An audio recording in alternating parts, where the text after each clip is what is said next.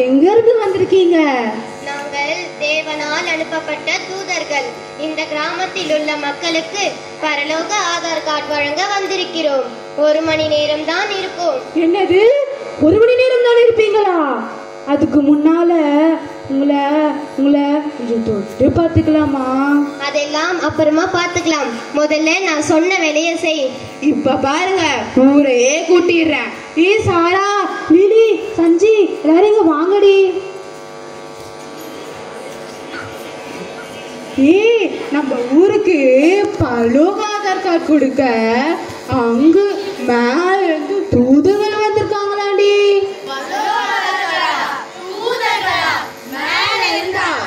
பரலோக ஆதார் கார்டா? எனக்கு வேணும். எனக்கும் வேணும்.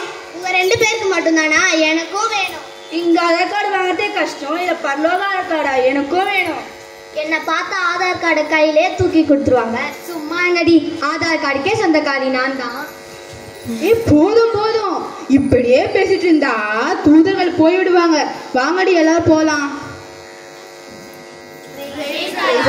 ஐயா, பரலோக ஆதார் கார்டு கொடுக்க எங்க ஊரு தேடி வந்திருக்கீங்க.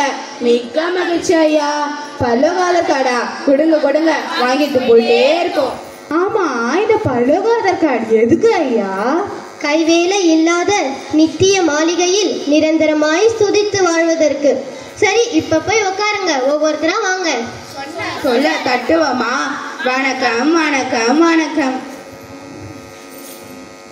வணக்கம் ஐயா. உங்க பேர் என்ன?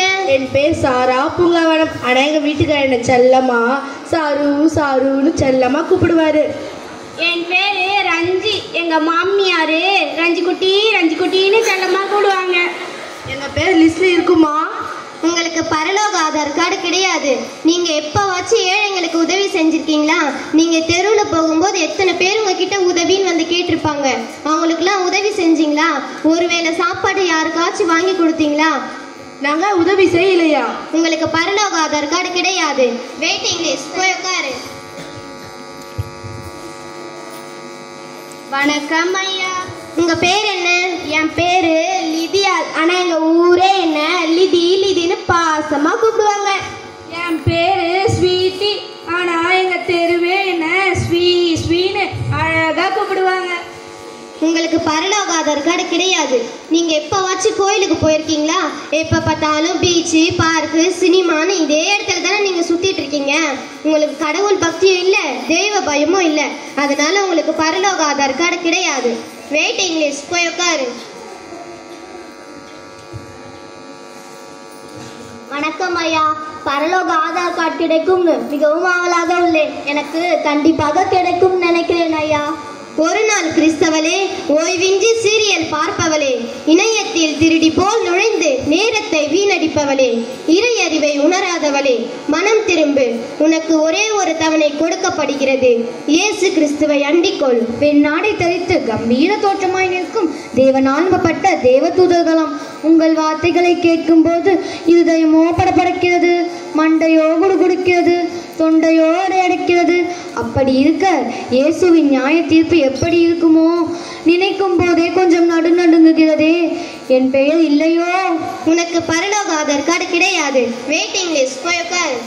நான் என்னவோ நாடகம் பார்த்ததை இவங்க என்னவோ பார்த்த மாதிரியே சொல்றாங்களே. கொஞ்ச நேரம் தான் சேட் பண்ணேன்.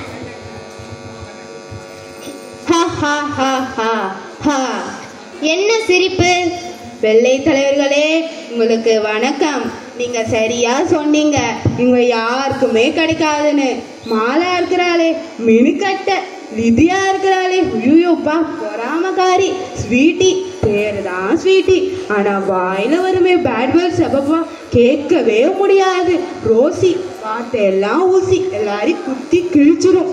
ஆனா நான் இருக்கிறேனே ரொம்ப பரிசுத்தம், எந்த கெட்ட பழக்கமும் எனக்கு கிடையாது. எனக்கு கிடைக்கணும்னு நம்புறேன். உனக்கு பரலோக ஆதார் கார்டு கிடையாது. உனக்கு தற்பெருமை அதிகம். வெயிட்டிங் லிஸ்ட், போய் உட்காரு. அப்ப எங்க யாருக்குமே பரலோக ஆதார் கார்டு கிடையாதா? அப்படி சொல்லலையே, வெயிட்டிங் லிஸ்ட்ல தான் வச்சிருக்கோம். உங்களுக்கு 1 மாத தவணை விதிக்கப்படுகிறது. அனைவரும் மனம் திரும்பி வாருங்கள். நன்றி ஐயா.